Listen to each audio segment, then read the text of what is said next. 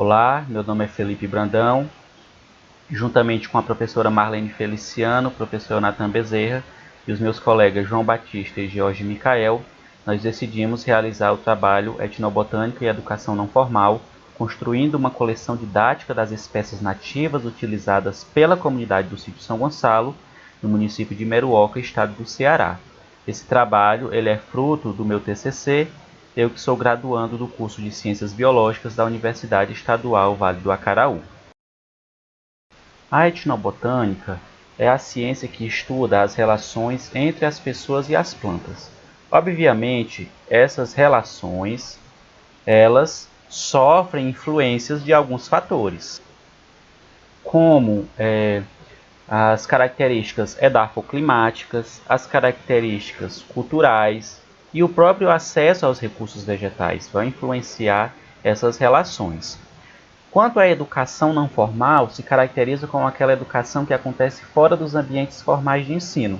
Então não acontece dentro da escola, não acontece dentro da sala de aula e também não acontece dentro de outras áreas como bibliotecas, museus ou cinemas, por exemplo. Então ela acontece no dia a dia. São as relações entre os indivíduos que caracterizam essa educação não formal. O indivíduo ele aprende diretamente com o outro através das suas interações e a respeito das discussões sobre o mundo em que eles vivem. E mais recentemente, mas ainda não com tanta frequência, os pesquisadores etnobotânicos eles têm se preocupado em retornar, em devolver os resultados das suas pesquisas para as comunidades onde eles realizaram essas pesquisas. E a gente vai ver daqui a pouco qual foi a metodologia proposta para retornar esses conhecimentos, essa investigação para a comunidade estudada. Diante dessa premissa, o objetivo do presente trabalho foi resgatar o conhecimento da comunidade do Sítio São Gonçalo, no município de Meruoca, estado do Ceará, sobre as plantas nativas que são utilizadas pelos moradores e criar uma coleção botânica comunitária com amostras de algumas das espécies catalogadas. O Sítio São Gonçalo está localizado sobre o embasamento cristalino do próprio maciço da Meruoca e também está localizado dentro da área de proteção ambiental Serra da Meruoca, que foi instituída, que foi criada em 2008, com altitude média de 700 metros nas seguintes coordenadas que vocês podem observar. Vivem nesse povoado aproximadamente 30 famílias que têm os seus hábitos de vida rural.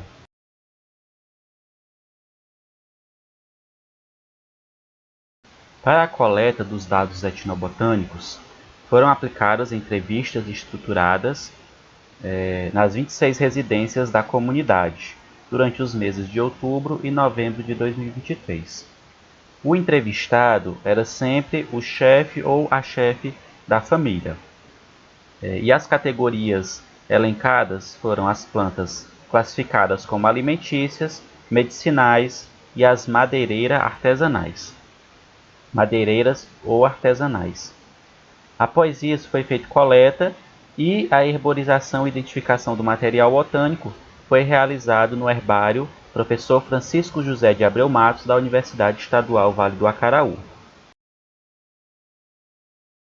Também foi realizado, durante o mês de novembro, a oficina para a criação da coleção botânica didática dentro da comunidade, que teve a participação de 14 moradores e foi realizado através do método teórico-prático, com o ensino da teoria do que são as coleções botânicas, a importância, as utilidades.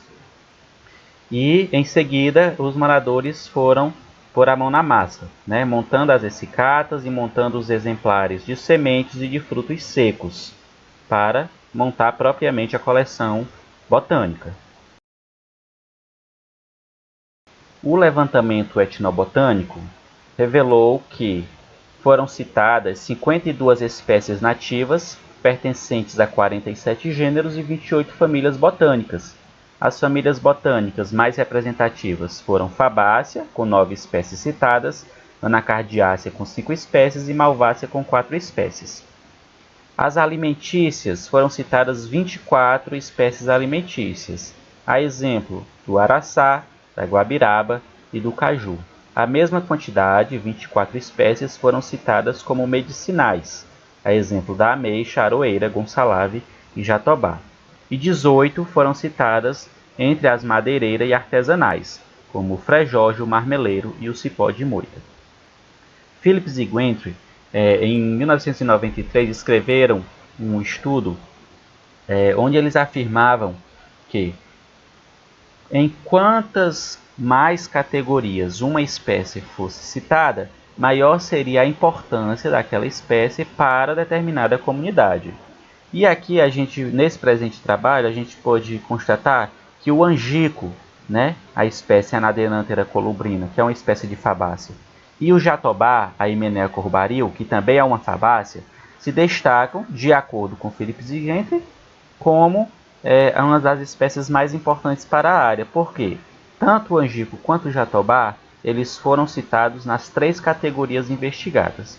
Então, o angico ele se destacou como uma espécie alimentícia, como uma espécie medicinal e como uma espécie madeireira ou artesanal. E o jatobá também, utilizado como alimentícia, como medicinal e como madeireira. Vocês vão ter acesso à lista completa no manuscrito. Finalmente, as nossas considerações são de que há uma significativa variedade de espécies nativas utilizadas lá no sítio São Gonçalo, portanto é importante preservar a flora nativa da área. As categorias de uso alimentício e medicinal, como a gente viu, foram as mais citadas. As espécies Anadenanthera colubrina, que é o angico, e a Hymenea corbaril, que trata-se do jatobá, foram as que se destacaram nas diferentes categorias de uso. A coleção didática criada configura-se então como uma importante ferramenta de divulgação e também de preservação sobre os conhecimentos tradicionais do uso de plantas nativas, utilizadas na comunidade. Também é um novo método de transmissão desses conhecimentos.